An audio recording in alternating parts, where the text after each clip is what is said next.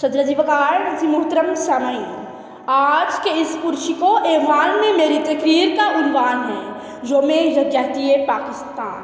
جناب والا، پاکستان کا نام لبوں پر آتے ہی رحمت خداوندی کی بادیں خوشگوار چلنے لگتی ہے۔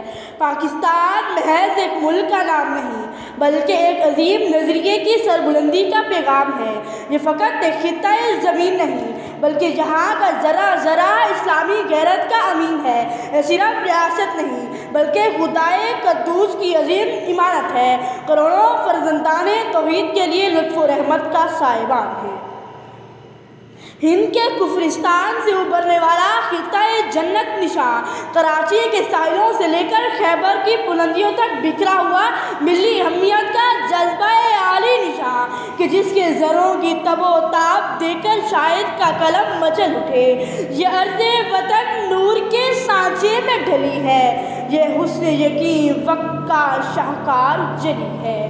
جناب صدر، اپنا وطن کسی عزیز نہیں ہوتا، اور پھر یہ وطن تو لاکھوں شہداء کا ورثہ ہے۔ بے شمار دختران اسلام کی آبرو نے اسے روشن مستقبل کی آبرو بخشی ہے۔ اس کا خمیر دو قومی نظریہ اسلام سے ابھرا ہے۔ یہ عرض وطن خدا کا عظیم احسان ہے، اللہ کا سب سے بڑا انعام ہے، حیات تازہ کا جام ہے، شہیدوں کے مقدس لہو کے سمندر سے ابھرنے والے سورج کا نام ہے۔ یہ وطن کہ جس کی عظمت کے سامنے محبان وطن کی جبینیں خم ہو جاتی ہیں اور وہ پکار اٹھتے ہیں۔